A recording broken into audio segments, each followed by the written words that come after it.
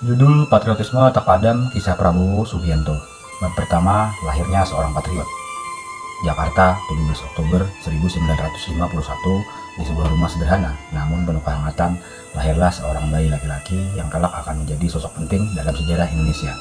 Namanya Prabowo Subianto, anak ketiga dari pasangan Sumitro Yoyo Hadikusumo, seorang ekonom yang disegani, dan Dora Malisigar, seorang wanita berdarah Minahasa yang penuh kasih sayang. Prabowo tumbuh di tengah keluarga yang penuh semangat intelektual dan semangat kebangsaan yang tinggi. Sejak kecil, kehidupan Prabowo dipenuhi dengan perjalanan ke berbagai negeri. Tugas ayahnya yang penting membawa keluarga ini berpindah-pindah dari Hong Kong ke Malaysia, Swiss hingga Inggris. Setiap tempat memberikan pelajaran berharga bagi Prabowo muda, baik dari segi pendidikan formal maupun kehidupan sosial yang beragam. Meski sering berpindah sekolah, ia tetap menjadi mahasiswa yang cerdas dan berprestasi. Namun, di balik semua itu, ada sesuatu yang lebih besar yang membara dalam hatinya, keinginan untuk melayani negaranya. Bab kedua, jalan militer yang dipilih. Pada usia 16 tahun, Prabowo kembali ke Indonesia. Saat itu, ayahnya memperkenalkan pada kehidupan sosial, politik Indonesia. Ayahnya Sumitro adalah seorang tokoh yang dihormati tidak hanya di bidang ekonomi, tetapi juga sebagai seorang aktivis sosial. Prabowo muda seringkali terlibat dalam pertemuan yang diadakan oleh orang tuanya, mendengarkan dengan seksama setiap diskusi yang terjadi. Di satu sisi, Prabowo memiliki kesempatan untuk melanjutkan pendidikannya di Amerika Serikat di University of Colorado dan George Washington University. Namun, pada usia 19 tahun, dia memilih jalan lain. Dia merasa panggilan untuk menjadi seorang prajurit lebih kuat, maka dia memutuskan untuk masuk Akademi Militer Nasional atau AMN di Magelang, Jawa Tengah. Di AMN, Prabowo dikenal sebagai kadet yang penuh disiplin dan tekad. Dia menunjukkan bakatnya yang luar biasa dalam strategi militer dan kepemimpinan. 4 tahun kemudian, pada tahun 1974, Prabowo lulus dengan predikat salah satu yang terbaik di angkatannya. Dia kemudian bergabung dengan Komando Pasukan Khusus atau lebih dikenal Kopassus, satuan elit Angkatan Darat yang kemudian menjadi tempat dia mengukir banyak prestasi. Bab ketiga, membesarkan nama di Kopassus. Tahun 1976 menjadi awal karir militernya di Kopassus. Di sini Prabowo memulai dari posisi komandan peleton para komando grup 1. Dia dengan cepat dikenal sebagai perwira yang cerdas, tangguh, dan berani. Keberaniannya memimpin pasukan dalam berbagai operasi militer baik di dalam maupun luar negeri membuatnya mendapat kepercayaan tinggi dari para atasan.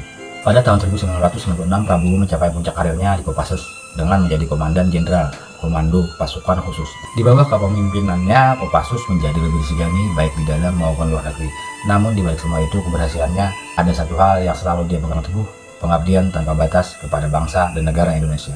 Yang keempat adalah tantangan di dunia politik. Tahun 1998 menjadi tahun yang penuh tantangan bagi Prabowo di tengah gejolak politik yang melanda Indonesia yang ditandai dengan demonstrasi besar-besaran dan lengsernya Presiden Soeharto. Prabowo dipindahkan dari jabatannya sebagai Panglima Komando Cadangan Strategis TNI Angkatan Darat atau Kostrad menjadi Komandan Sekolah Staf dan Komando ABRI. Namun jabatan ini hanya dipegangnya sebentar, sebelum akhirnya dia memutuskan untuk pensiun dari militer.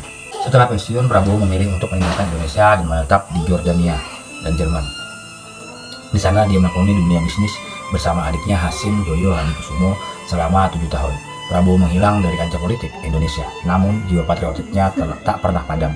Ketika kembali ke tanah air, dia muncul dengan semangat baru. Pada tahun 2004, Prabowo mencoba peruntungannya di dunia politik dengan ikut dalam konvensi Partai Golkar sebagai calon presiden. Meskipun belum berhasil, dia tidak menyerah. Prabowo terus membangun jaringan dan mendirikan Partai Gerindra pada tahun 2008, di mana dia menjadi ketua Dewan Pembina. Bab kelima, pertarungan yang tak berujung.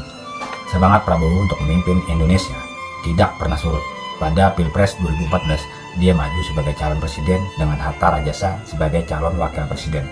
Meski perjuangannya belum membuahkan hasil, Prabowo tetap dihormati sebagai sosok pemimpin yang teguh dan memiliki visi besar untuk Indonesia. Pada Pilpres 2019, Prabowo kembali maju, kali ini berpasangan dengan Sandiaga Uno. Sekali lagi dia harus menerima kekalahan, namun takdir berbicara lain. Presiden terpilih Joko Widodo menawarkan posisi Menteri Pertahanan kepada Prabowo. Dia menerima tawaran itu dengan lapang dada, karena baginya yang terpenting adalah pengabdian kepada negara. Bab ke-6, pengabdian tanpa batas. Sebagai Menteri Pertahanan, Prabowo bertekad untuk memperkuat pertahanan Indonesia, menjaga kedaulatan bangsa, dan memastikan Indonesia disegani di dunia internasional. Dia tak pernah berhenti berjuang karena baginya patriotisme adalah semangat yang tak akan pernah padam.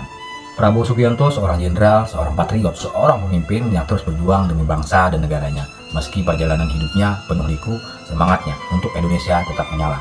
tak pernah padam dan terus hidup di setiap langkah yang diambil. Inilah kisah Prabowo Subianto, seorang prajurit, pemimpin, dan patriot yang tak pernah berhenti berjuang untuk Indonesia. Semangatnya adalah semangat kita semua untuk menjadikan Indonesia lebih kuat, lebih berdaulat, dan lebih disegani di mata dunia. Terima kasih sudah nonton. Assalamualaikum warahmatullahi wabarakatuh.